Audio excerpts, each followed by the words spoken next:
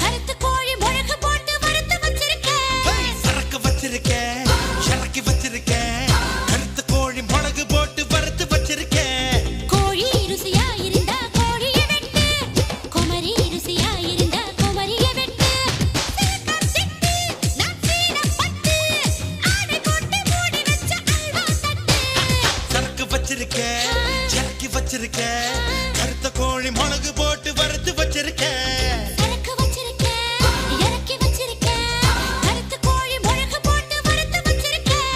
கோழி ருசியா இருந்தா கோழிய திம்ப, குமரி ருசியா இருந்தா குமரிய திம்ப.